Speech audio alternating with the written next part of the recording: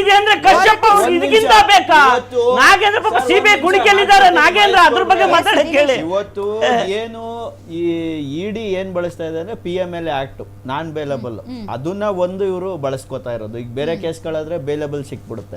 ಇಲ್ಲಿ non bailable ಅನ್ನೋ ಒಂದು ಅಂಶ ಇಟ್ಕೊಂಡು ಇವ್ರು ಏನ್ ಮಾಡ್ತಾ ಇದ್ದಾರೆ, ಯಾರೇ ವ್ಯಕ್ತಿಗಳನ್ನ ಇವರು ಅರೆಸ್ಟ್ ಮಾಡ್ತಾ ಇದ್ದಾರೆ, ತನಿಖೆ ಮಾಡ್ತಾ ಇಲ್ಲ, ಇನ್ವೆಸ್ಟಿಗೇಷನ್ ಮಾಡ್ತಾ ಇಲ್ಲ. ಅವ್ರನ್ನ ಜೈಲಲ್ಲಿ ಇಡೋದೇ ಇವರ ಮುಖ್ಯ ಉದ್ದೇಶ. ಜೈಲಲ್ಲಿ ಇಟ್ಟು ಮುಖ್ಯ ಉದ್ದೇಶ ಅವ್ರ ಟಿಂಟೆಡ್ ಮಾಡಬೇಕು, ಸಮಾಜದಲ್ಲಿ ಇವನ್ನ ದ್ರೋಹಿ ಅಂತ ತೋರಿಸೋದು ಇವತ್ತು ಬಿಜೆಪಿ ಒಂದು ಅಸ್ತ್ರ ಆಗಿದೆ. ಇದಕ್ಕೆ ಈಗ ನಡೆದಿರೋ ಎರಡು ಇನ್ಸಿಡೆಂಟ್ ಹೇಳ್ಬಿಡ್ತೀನಿ ಮೇಡಮ್. ಎರಡು ಇನ್ಸಿಡೆಂಟ್ ದ್ರೋಹಿ ತುಂಬಾ ದೊಡ್ಡ ಪದ ಅದು. ದೇಶಕ್ಕೇನೆ ದ್ರೋಹ ಎಸಗುವಂತ, ದೇಶದ ಅಖಂಡತೆ, ಭದ್ರತೆ, ಸಾರ್ವಭೌಮತ್ವಕ್ಕೆ ಧಕ್ಕೆ ತರುವಂತಹ ರಾಜದ್ರೋಹದ ಕೇಸ್ ಅದು.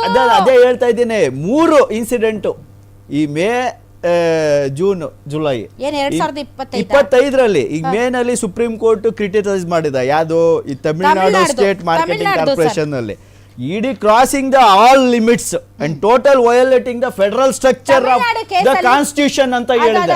ಅಂದ್ರೆ ಕಂಪ್ಲೀಟ್ ಫೆಡರಲ್ ಸಿಸ್ಟಮ್ ನ ಡ್ಯಾಮೇಜ್ ಮಾಡಿದೆ. ಮಾರ್ಕೆಟಿಂಗ್ ಕಾರ್ಪೊರೇಷನ್ ಲಿಮಿಟೆಡ್ ನಲ್ಲಿ ಹಣ ವರ್ಗಾವಣೆ ಆಗಿದೆ ಅನ್ನೋ ವಿಚಾರಕ್ಕೆ ಇಡಿ ತನಿಖೆಯಲ್ಲಿ ಬೇಸರ ವ್ಯಕ್ತಪಡಿಸಿದ್ದಾರೆ ನ್ಯಾಯಮೂರ್ತಿಗಳು, ಸುಪ್ರೀಂ ಕೋರ್ಟ್ ನ್ಯಾಯಮೂರ್ತಿಗಳು. ಇಡಿ ತನ್ನ ಎಲ್ಲ ಮಿತಿಗಳನ್ನ ಮೀರಿ ವರ್ತನೆ ಮಾಡ್ತಾ ಇದೆ. ನೀವು ದೇಶದ ಒಕ್ಕೂಟ ರಚನೆಯನ್ನ ಸಂಪೂರ್ಣವಾಗಿ ಉಲ್ಲಂಘಿಸುತ್ತಿದ್ದೀರಿ. ಜಾರಿ ನಿರ್ದೇಶನಾಲಯ TASMAC ಮೇಲೆ ಹೇಗೆ ದಾಳಿ ಮಾಡಬಹುದು?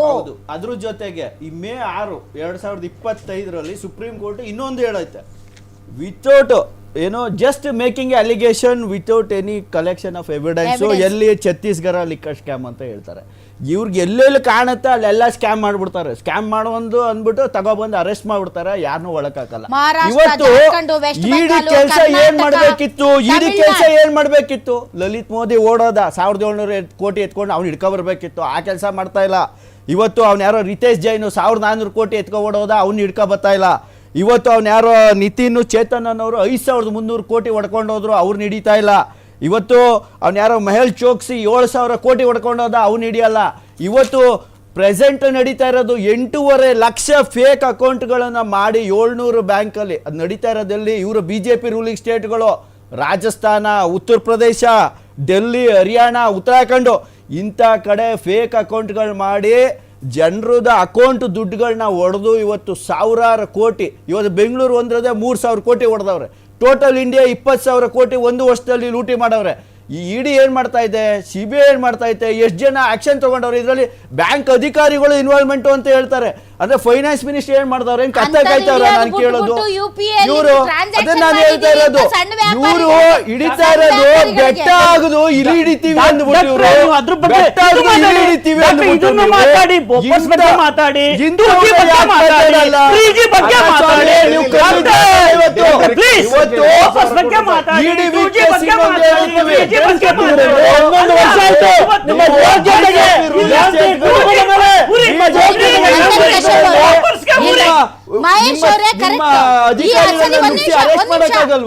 ಅವೆಲ್ಲ ಸರ್ ABCD ಅಂತ ಈ ಹಗರಣಗಳು ನೀವೇನು ಬೋಫೋರ್ಸು ಮತ್ತೆ ಯಾವ್ದು ನಮ್ಮ ಇದು ಏನೋ 2G ಇನ್ನೊಂದು ಯಾವುದೋ ಒಂದು ಸ್ಪೋರ್ಟ್ಸ್ ಆಯ್ತಲ್ಲ ಸರ್, ಅದು ಕಾಮನ್ವೆಲ್ತ್ ABCD ಅಂತ ಏನ್ ಮಾಡಿದ್ರಿ? ಎಷ್ಟು ವರ್ಷ ಆಯ್ತು? ಎಷ್ಟು ವರ್ಷ ಆಯ್ತು? ಏನ್ ಮಾಡಿದ್ರಿ? ಹಾಕಿದ್ರಲ್ಲ, ಅದ್ರ ಮೇಲೆ ತಾನೇ ಅಧಿಕಾರಕ್ಕೆ ಬಂದ್ರಿ. ದೇಶದ ಜನರ ಹಣವನ್ನ ಈ ಕಾಂಗ್ರೆಸ್ ಲೂಟಿ ಹೊಡಿತಾ ಇದೆ. A scam, B scam, C scam, D scam, ABCD scam ಅಂತ ಅಧಿಕಾರಕ್ಕೆ ಬಂದ್ರಲ್ಲ. ಇವತ್ತು ದೊಡ್ಡದಾಗಿ ಬೋಪರ್ಸ್ ಮಾತಾಡಿ ಅಂತಿದ್ದೀರಲ್ಲ, ಏನ್ ಮಾಡಿದ್ರಿ?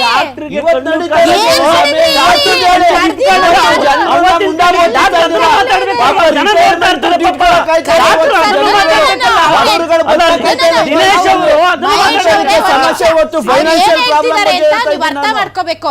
ಈಗ ಆಲ್ರೆಡಿ ನೀವು ಆ ಸ್ಕ್ಯಾಮ್ಗಳನ್ನ ಗುರುತಿಸಿದ್ದೀರಿ, ಆ ಸ್ಕ್ಯಾಮ್ಗಳನ್ನ ಬಯಲಿಗೆಳೆದಿದ್ದೀರಿ.